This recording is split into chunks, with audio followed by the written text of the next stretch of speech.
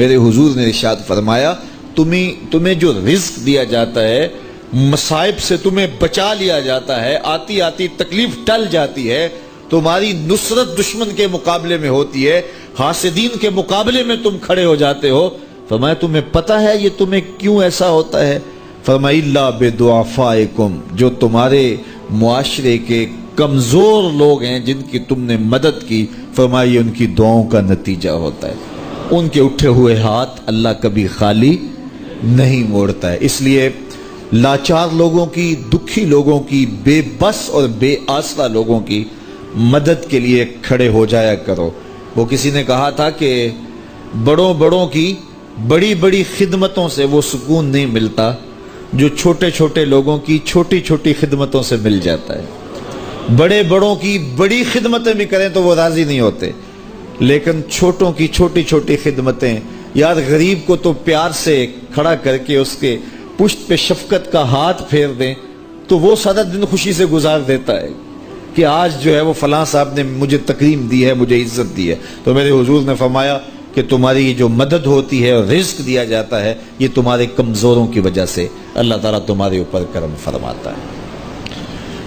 اچھا، ایک اور ذریعہ رزق کے اضافے کا حضرت عبداللہ ابن مسعود رضی اللہ تعالی عنہ کی مرویات سے۔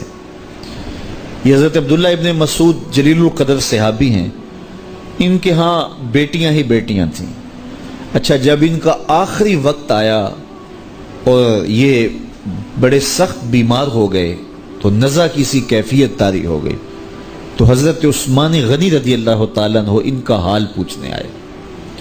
تو جب حال پوچھا، بیٹھے، گفتگو ہوئی، واپس چلنے لگے تو حضرت عثمان غنی نے اشرفیوں کی 2 تھیلیاں نکال کے حضرت عبداللہ ابن مسعود کو پیش کی۔ تو انہوں نے کہا کہ مجھے تو اس کی ضرورت نہیں ہے، میں تو اس دنیا سے جا رہا ہوں، تو یہ مجھے کیوں دے رہے ہیں؟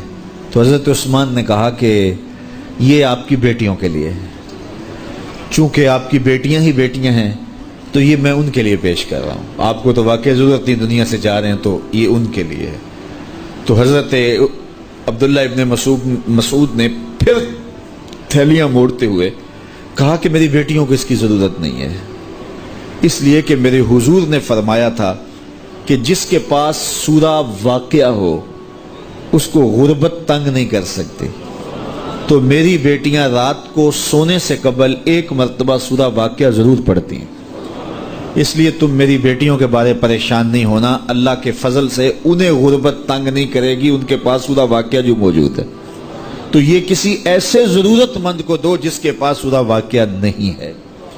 تو سورہ واقعہ کی تلاوت یقیناً رزق کی فراوانیاں اور رزق کی برکتیں حاصل کرنے کا ایک ذریعہ ہے، اور دروازے کھل جاتے ہیں اگر سورہ واقعہ کی تلاوت تسلسل کے ساتھ کی جائے۔ اس لیے اپنے معمولات میں سورہ واقعہ کو شامل کر لیجئے گا، اس کی برکات سے انشاءاللہ رزق کی فراوانیاں نصیب ہوتی ہیں۔ جب کوئی دکھیے کے کام آتا ہے اور اس کی اعانت کرتا ہے تو پھر وہ راضی ہو جاتے ہیں۔ غریب پھنسے ہوئے ماں باپ، گھر بیٹی جوان ہو رہی ہے اور بڑھاپے کی طرف اس کا رخ ہو رہا ہے اور ان کے پاس ہمت نہیں ہے کہ ان بیٹی کو اٹھا سکیں، تو کوئی صاحب ثروت چپکے میں جا کے ان کی مدد کر دیتا ہے کہ تیری بیٹی میری بیٹی ہے اور اس کو تو نے گھر کی دہلیز سے اٹھانا ہے، تو پھر وہ ایک دم خوش ہو جاتا ہے اور آسودہ ہو کے اس کا انتظام کرتا ہے اس کی شادی کا۔ تو کوئی جانتا ہے کہ اس بوڑھے ماں باپ کے دل سے کتنی دعائیں نکلتی ہیں اور اس جو ہے وہ بیٹی کے دل سے کتنی تمنائیں اور کتنی جو ہے وہ نیک جذبات ان اشخاص کے لیے ہوتے ہیں جو ان کی مدد کے لیے کھڑے ہوئے۔ تو کوئی اس کا وزن ہے؟ کوئی وزن نہیں کر سکتا کہ اللہ تعالیٰ اس کی برکت کتنی عطا کرتا ہے۔ تو اس حدیث کا آغاز یوں ہوتا ہے کہ اللہ کے محبوب اپنے اصحاب کے جھرمٹ میں تشریف فرما تھے تو فرمایا واللہ لا یؤمن واللہ لا یؤمن واللہ لا یؤمن، اللہ کی قسم وہ شخص مومن نہیں ہے، اللہ کی قسم وہ شخص مومن نہیں ہے، اللہ کی قسم وہ شخص مومن نہیں ہے۔ صحابہ حضور کی جنبش لب کے منتظر رہتے تھے، اور حضور علیہ الصلاۃ والسلام کی گفتگو بہت مرتب، منظم اور باوقار، سہل، شستہ، سادہ، سلیس اور عام فہم ہوتی، اور عمومی طور پہ سیاق و سباق کو بیان کر کے اللہ کے محبوب گفتگو کو ارشاد کرتے۔ لیکن کبھی کبھی اللہ کے محبوب علیہ السلام جب گفتگو ارشاد فرماتے تو اس میں استفہامی انداز ہوتا، یہ متوجہ کرنے کے لیے ایک انتہائی بلاغت کا انداز ہے۔ جس طرح صحابہ کو حضور نے پوچھا کہ مجھے بتاؤ اس وادی کا نام کیا ہے، تو صحابہ نے بتایا، تو پھر حضور نے فرمایا کہ میں یہ منظر دیکھ رہا۔ اسی طرح تشریف لے جا رہے تھے، بکری کا مرا ہوا بچہ پڑا تھا، تو کہا کہ کوئی اس کو 1 درہم میں خریدے گا؟ کہا حضور اس کو تو کوئی ایسے بھی اٹھانے کے لیے تیار نہیں ہے۔ تو فرمایا جس دنیا کے پیچھے لوگ لگے ہیں، اللہ کی نظر میں اس کی بکری کے مرے ہوئے بچے کی جتنی بھی اہمیت نہیں ہے۔ اسی طرح مختلف انداز میں مختلف طرق تھے حضور، لیکن جو انتہائی اہم چیز اللہ کے محبوب علیہ السلام نے ارشاد فرمانا ہوتی تو وہ قسم سے بیان کرتے۔ تو قسم جب مجرم کوئی بیان کرے، قسم دے، یا جس پر شک ہو وہ قسم دے، یا جس پر تردد ہو وہ قسم دے، تو وہ ایک اور بات ہوتی۔ جس پر آپ کا پہلے ہی یقین ہو، جس پر آپ کا پہلے ہی اعتماد ہو، جب وہ قسم کرے تو وہ پھر ایک الگ چیز ہوتی ہے۔ اس میں مضمون کی تاکید کرنا، مضمون کو مؤکد کرنا مقصود ہوتا ہے۔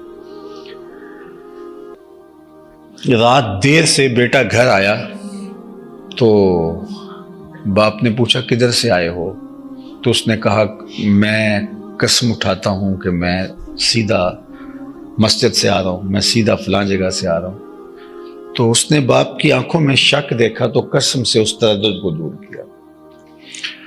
لیکن اگر باپ گھر آئے اور آ کے بیٹوں کو، اولاد کو اٹھا کے کہو میں آج قسم اٹھا کے تمہیں ایک بات بتانا چاہتا ہوں، تو وہ کوئی تردد دور نہیں کر رہا ہوتا، بلکہ جو بات کی اہمیت ہے اس کو اجاگر کرنے کے لیے قسم کر رہا ہوتا ہے۔ تو قسم کون کر رہا ہے؟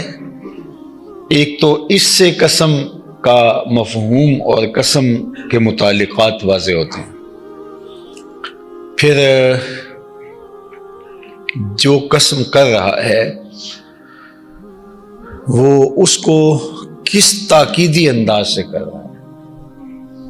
تو اب یہاں جو تاکیدی انداز ہے وہ منفرد ہے کہ کسی سیاق و سباق کو بیان کیے بغیر کلمے کا آغاز ہی ایسے کیا جا رہا ہے، واللہ لا یؤمن، واللہ لا یؤمن، واللہ لا یؤمن، 3 مرتبہ۔ اللہ کی قسم وہ شخص مومن نہیں ہے، اللہ کی قسم وہ شخص مومن نہیں ہے، اللہ کی قسم وہ شخص مومن نہیں ہے۔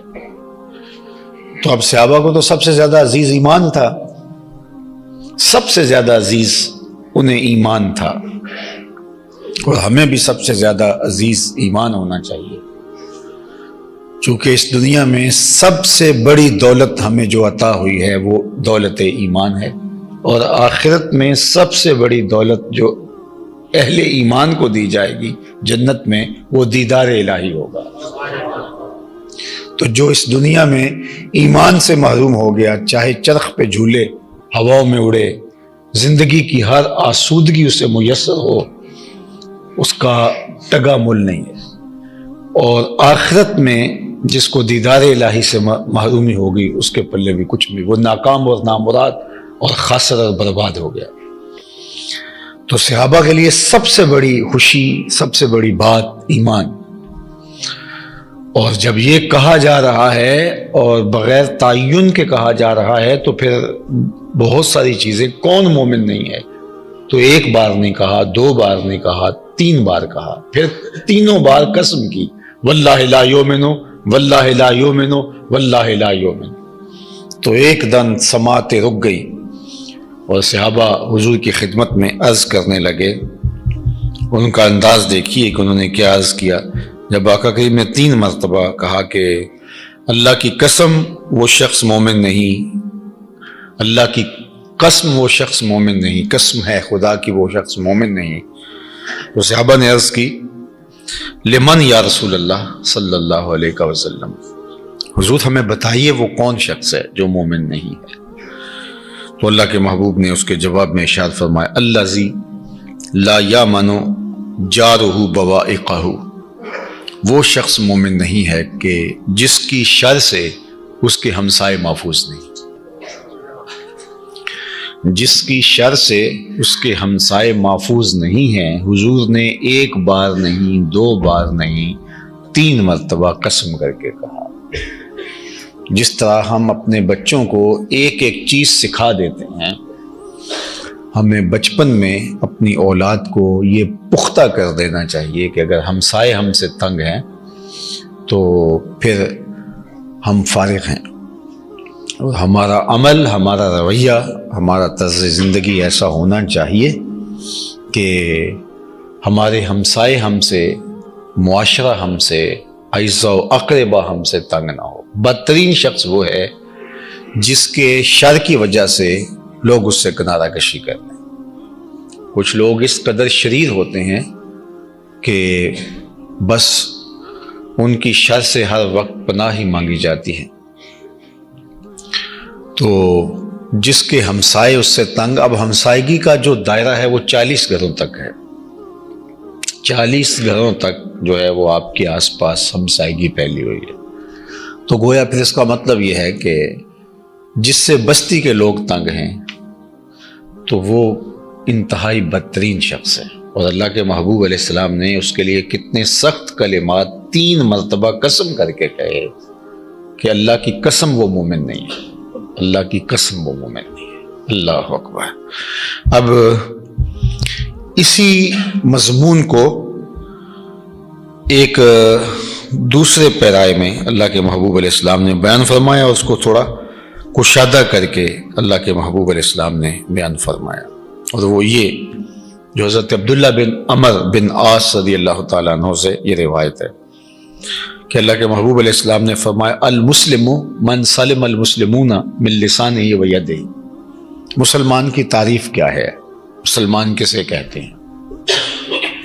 ہم نے ٹوپیوں اور پگڑیوں کے رنگوں اور مختلف اماموں، جبوں اور مختلف طرز عمل کو کل اسلام قرار دے دیا، اور ایک مخصوص مذہبی وضاقتہ کو ہی اسلام قرار دے دیا، چاہے ہمارے اخلاق، رویے، طرز زندگی، انداز معاشرت کتنا ہی کھردرا اور نامناسب کیوں نہ ہو۔ لیکن اللہ کے محبوب علیہ السلام نے جو مسلمان کی تعریف کی ہے وہ یہ تعریف کی ہے کہ المسلم من سلم المسلمون من لسانہ و یدہ۔ مسلمان کون ہے؟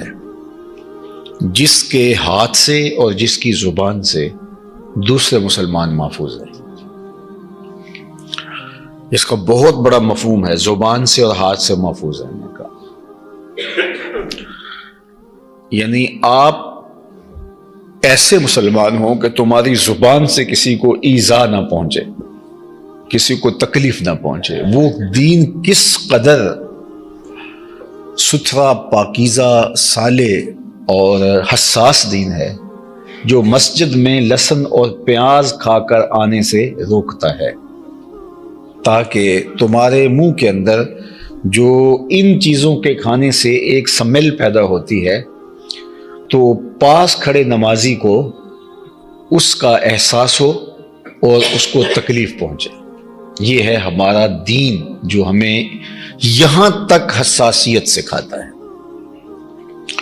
جو دین ہمیں اس درجے کی حساسیت سکھاتا ہے۔ حضرت انس بن مالک رضی اللہ تعالیٰ عنہ جلیل القدر صحابی تھے، اور انہوں نے حضور علیہ السلام کی قربت میں 10 سال گزارے تھے.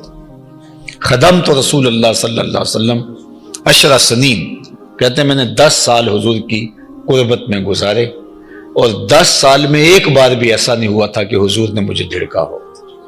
اللہ اکبر، کیا شفقت دی، کیا پیار دیا. تو اب حضور کے وصال کے بعد ظاہر ہے جنہوں نے حضور کو دیکھا بس وہ تو ایک کہانی الگ ہے، اور جنہوں نے آقا کریم علیہ السلام کو نہیں دیکھا تو پھر ان کو کتنی شدید خواہش ہوتی، تڑپ ہوتی کہ حضور کو کاش ہم دیکھ پاتے.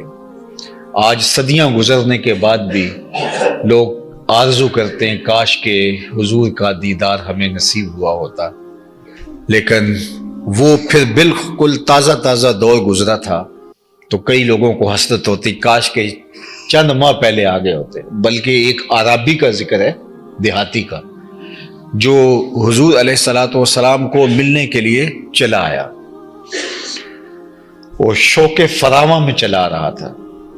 جب وہ مدینہ المنورہ میں پہنچا تو قبر انور پر مٹی برابر کی جا چکی تھی. تو اب مجھے بتائیے کہ اس کی کیا کیفیت ہوگی. اللہ اکبر. تو وہ پھر حضور علیہ الصلوۃ والسلام کی تربت انور پہ اپنا رخسار ملنے لگا اور رونے لگا اور قبر سے مٹی اٹھا کر اپنے سر میں ڈالنے لگا، اور عرض گزار ہوا کہ جے تو مستغفرا لذنبی، میں اللہ کا حکم پڑا تھا وَلَوْ أَنَّهُمْ إِذْ ظَلَمُوا أَنفُسَهُمْ جَاءُوكَ، اگر اپنی جانوں پہ ظلم کر بیٹھو تو میرے محبوب کی چوکھٹ پہ آ جاؤ. تو میں تو اس حکم کی تکمیل کے لیے آیا تھا اور یہاں پہنچا ہوں تو بس تھوڑا سا لیٹ ہو گیا. تو آپ کی سعادت، تو میں تو آپ کی بارگاہ سے یوں خالی نہیں جانا. مدارک التنزیل میں لکھا ہے، یہ تفسیر کی کتاب ہے، فنودی من القبر انہ قد غفر لک، گنبد خضرا سے صدا آئی جا تیرے گناہ معاف کر دیا. اب ان کی بے چینی، جنہوں نے حضور کو نہیں دیکھا، اب وہ آتے اور پھر حضور کی ملاقات نہ ہوتی. حضرت بلال حبشی کا سفر ابن عساکر نے اپنی تاریخ میں بڑی تفصیل سے لکھا ہے، وَمَرَغَ وَجْهَهُ عَلَى قَبْرِ رسول اللہ. جب وہ آئے شام سے تو اپنے چہرے کو حضور علیہ الصلوۃ والسلام کی قبر انور کی مٹی پہ ملنے لگے. تو بہرحال وہ تو ایک بے چینی ہوتی ان کو. پھر وہ صحابہ کو ملتے کہ چلو انہوں نے حضور کو دیکھا. تو حضرت انس چونکہ 10 سال خدمت کی اور خادم خاص تھے تو لوگ خاص طور پر ان کو ملتے اور حضور علیہ السلام کے بارے میں پوچھتے، اور حضرت انس کا لوگ ہاتھ پکڑ لیتے اور ہاتھ پکڑ کے چومتے کہ تم نے ان ہاتھوں سے حضور کو چھوا ہے، حضور کے ہاتھوں کو تیرے ہاتھوں نے مس کیا ہے.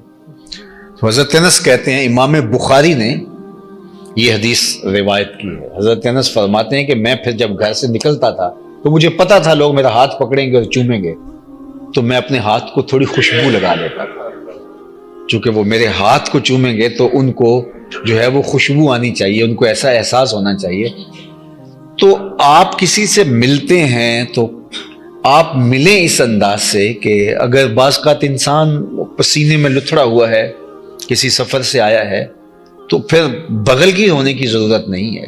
صبح صبح آپ کسی نے دستک دیے دروازے پہ، ابھی آپ مسواک بھی نہیں کی ہے، تو آپ کسی سے لپٹ جاتے ہیں اور اس کو اذیت ہوتی ہے. اور اس طرح اذیتوں سے مجھے اور آپ کو بہت گزرنا پڑتا ہے کہ کچھ لوگوں کی حالت ایسے ہوتی ہے کہ وہ ایک لمحہ کے لیے بھی مشکل ہوتا ہے اور پھر جان پہ آ جاتی ہے. تو ہمارے دین نے لہسن کھا کے، پیاز کھا کے مسجد سے آنے سے روکا ہے. اتنی عذابی، اتنی تکلیف بھی کسی کو پہنچے، ہمارا دین یہ بھی گوارا نہیں کرتا. تو آپ کسی کے لیے سراپا ایذا بن جائیں، تکلیف کا ذریعہ بن جائے، تمہیں دیکھ کر کے کراہت آنے لگے، تمہاری ایذائیں یاد آنے لگے، تمہاری دی ہوئی تکلیفوں سے دم گھٹنے لگے، اور تمہارے ساتھ جڑی ہوئی ایک لمبی کہانی جو تم نے اذیتوں کی رقم کی ہے وہ ساتھ جو ہے وہ یاد آنے لگے، تو بتائیے کہ اس سے بدترین شخص کون ہو سکتا ہے. تو کہا المسلم من سلم المسلمون من لسانہ و یدہ، بہترین مسلمان وہ ہے کہ جس کے ہاتھ سے، جس کی زبان سے دوسرے مسلمان محفوظ رہیں. اللہ اکبر. اگر ہم اس حوالے سے اپنے اسلاف کی زندگیاں دیکھتے ہیں، اصحاب کی زندگیاں دیکھتے ہیں، تو انہوں نے کس طرح دوسروں کے معاملات کا اور چیزوں کا خیال رکھا. صحابہ کی زندگیاں حضور کے حوالے سے اللہ نے خود آداب سکھایا. اللہ کے محبوب علیہ السلام نے دعوت کی، صحابہ تشریف لائے، حاضر ہوئے حضور کے گھر. اب حضور کے گھر میں دعوت ہو تو پھر صحابہ تو پھر جس شوق سے آئے ہوں گے.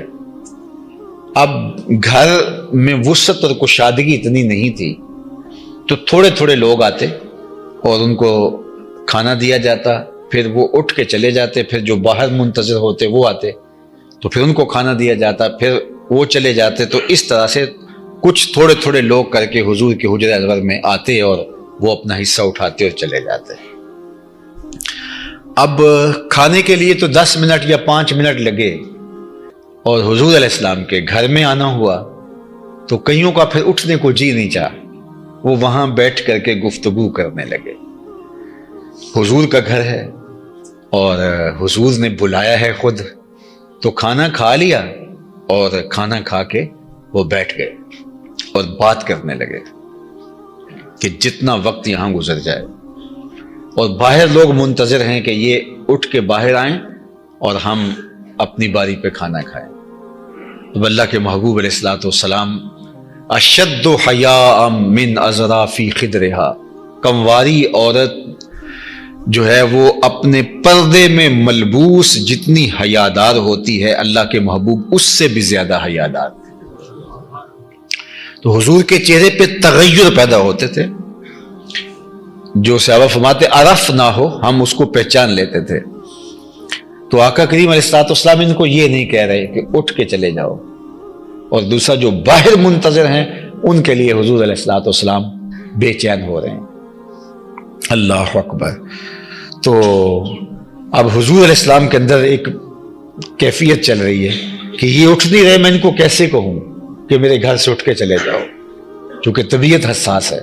اور دوسرا وہ باہر منتظر ہیں اور ان کو اندر لانا ہے، یہ اٹھیں گے تو جائیں گے. تو جبریل وہی لے کر آ گئے اور اہل ایمان سے مخاطبت کی کہ اہل ایمان جب کھانا کھا چکو تو پھر باہر چلے جایا کرو. اللہ کا نبی حیا کی وجہ سے تمہیں نہیں کہتا اور انہیں تکلیف ہوتی ہے. یہ ادب سکھایا گیا. اللہ اکبر. اور پھر صحابہ نے پھر حضور کے آداب کی جس طرح رعایت کی، اللہ اکبر. وہ تاریخ کا انوکھا باب ہے. پھر صحابہ کوشش کرتے تھے. اچھا، اللہ کے محبوب کتنی حساسیت تھی کہ میں نے پچھلے جمعے غالباً عرض کیا تھا کہ حضور نے تشریف لے جانا ہوتا اور واپس جلدی آ جانا ہوتا تو اپنے نالین حجرے سے باہر چھوڑ کے جاتے تاکہ لوگوں کو پتہ ہو کہ حضور ابھی آ رہے ہیں. اور اگر حضور نے کچھ دیر گھر رکنا ہے، استراحت کرنی ہے، تو پھر نالین سمیت چلے جاتے کہ کوئی اس انتظار میں نہ بیٹھا رہے کہ حضور تشریف لا رہے ہیں اور میں نہیں آ رہا. یعنی اس کو اس انتظار کی تکلیف بھی نہ برداشت کرنی. یہ ہے ان کا معاملہ. اور صحابہ حضور سے ملنے آتے ہیں تو وہ آ کے دستک نہیں دیتے، وہ دروازے پر بیٹھ کے درود پڑھتے رہتے. حضور خود آتے ہیں تو اپنی آرزو عرض کرتے ہیں. لیکن اگر کبھی نوبت آ بھی جاتی ہے حضور علیہ السلام کو عرض کرنے کی تو امام بخاری ہی ادب المفرد میں روایت لائے ہیں، کانت تکرہ ابواب النبی بالاظافر. صحابہ اپنی انگلیوں کے پوروں سے حضور کی دہلیز پہ دستک دیا کرتے تھے. تو یہ ہے ان کی زندگی. اور ایک دوسرے کے لیے ان کے جذبات اگر دیکھیے تو آپ کو ایسے ہی ملیں گے. اور تابعین کی زندگی اٹھائیے، ہمارے صوفیاء کے جو اخلاق ہیں، جو ان کا کردار ہے، وہ یہی تھا. انہوں نے لوگوں کے لیے آسانیاں اور راحتیں اور آسودگیاں پیدا کی. انہوں نے لوگوں کے جذبات کا اتنا لحاظ رکھا اور لوگوں کی دلجوئی کا اتنا لحاظ رکھا اور لوگوں کو شرمندگی سے بچانے کے لیے مبالغے کی حد تک اہتمام کیا. تصوف میں ایک نام ہے حضرت حاتم اصم کا، آپ نے بھی سنا ہوگا، بہت بڑا نام ہے تصوف میں. اصم عربی میں کہتے ہیں بہرے کو، جو کانوں سے سن نہ پاتا ہو. جو قرآن میں مجید آتا ہے نا سمم بکمن، تو اصم کہتے ہیں بہرے کو. تو حضرت حاتم کے بارے میں مشہور تھا کہ یہ بہرے ہیں، لیکن حقیقت حال اس سے برعکس ہے، وہ بہرے نہیں تھے. ہوا یہ کہ آپ کے پاس کوئی خاتون اپنا کوئی دکھڑا لے کر آئی تو بیٹھتے بیٹھتے اس کی ہوا خارج ہو گئی تو یہ تو ایک طبی اور فطری عارضہ ہے، لیکن عمومی طور پہ اگر ایسا ہو جائے اور برسر مجلس ہو جائے تو انسان سبکی محسوس کرتا ہے، شرمندگی محسوس کرتا ہے، جبکہ یہ ہر ایک کے ساتھ جڑا ہوا عارضہ ہے، لیکن یہ ایک بہرحال انسان کا ایک پرائیویٹ مسئلہ ہے۔ تو وہ خاتون تھی، پھر تو حضرت کے سامنے جب بیٹھنے لگی تو ہوا خارج ہو گئی، تو وہ شرمندگی سے پسینے میں شرابور ہو گئی کہ ایک بہت بڑے بزرگ کے پاس آئی ہوں اور یہ کیا ہو گیا مجھ سے۔ تو وہ شرمندہ ہوئی جا رہی تھی، اور جب وہ بات کرنے لگی تو حضرت نے ایسے کان پہ ہاتھ رکھ کے کہا ذرا اونچا بولنا۔ اس کو تاثر یہ دیا کہ میں اونچا سنتا ہوں، تو وہ اس کی جو شرمندگی تھی وہ ختم ہو گئی کہ میں خامخواہ شرمندہ ہو رہی تھی، حضرت تو اونچا سنتے ہیں اور بہرے ہیں۔ پھر جب تک وہ خاتون زندہ رہی حضرت حاتم بہرے بنے رہے، کہ اس کو اگر پتہ چل گیا کہ میں بہرا نہیں ہوں تو اس کو تب شرمندگی ہو۔ یہ تھے ہمارے صوفیاء کے اخلاق۔ اب تو صوفی جبے سے بنتا ہے نا، اب تو صوفی لمبی پگڑی سے بنتا ہے، ہاتھ میں ڈنڈا پکڑے تو صوفی بنتا ہے، دمال ڈالے تو صوفی بنتا ہے، آج تو صوفی اور پٹکا باندھنے سے بنتا ہے، رقص اور ڈھول کی تھاپک پہ ناچنے سے صوفی بنتا ہے، لیکن حقیقی صوفی وہ یہ نہیں ہوتا۔ اقبال نے بھی کہا تھا نا کہ فقر قرآن احتساب ہست و بود، نئے رباب و مستی و رقص و سرود، فقر اریاں گرمیاں بدر و حنین، فقر اریاں بانگے تکبیر حسین۔ تو رقص و سرود کا نام فقر نہیں ہے، فقر ان اوصاف حمیدہ کا نام ہے، اقدار عالیہ کا نام، اخلاق حسنہ کا نام ہے۔ یہ وہ خوبصورت صوفی ایک خوبصورت اور ایک صالح پاکیزہ بے زرع انسان ہوتا ہے، اور ہمارا دین ہمیں یہی سکھاتا ہے، المسلم من سلم المسلمون من لسانہ و یدہ۔ اللہ تعالی ہمیں ایسا بنائے کہ ہماری زبان سے اور ہمارے ہاتھ سے کسی کو تکلیف نہ پہنچے، اور ہمارے مرنے کے بعد لوگ گواہی دے سکیں کہ یار یہ بندہ، اس سے ہمیں کوئی کبھی تکلیف نہیں پہنچی۔ ورنہ ہم نے ایسے بندے بھی دیکھے ہیں کہ جب وہ مرتے ہیں تو لوگ زبان سے کہیں نہ کہیں تو ان کا دل کہتا ہے شکر ہے جان چھوٹی، خاص کم جہان پاک، اور ان کے لیے تعریف کے لفظ ہی نہیں مل رہے ہوتے۔ زیادہ سے زیادہ لوگ یہ کہتے تھے اور ساڑھے نال ویسے چنگائی سی، مطلب کیا کہ اس نے لوگوں کی ناک میں دم کر رکھا تھا، صرف ہمیں چھوڑ گیا ہے، تم نظر نہیں آئے ہوگے، ساڑھے نال بس چنگائی سی، اس کا مطلب وہ کسی کے ساتھ اچھا نہیں تھا۔ لیکن کاش کہ اچھی گواہیاں پیدا کریں اور اپنے آپ کو مؤثر اور فعال بنائیں، اور ہمارا وجود بے ضرر لوگوں کے لیے ہو۔ اللہ ہمیں صالح اور پاکیزہ معاشرت کی تشکیل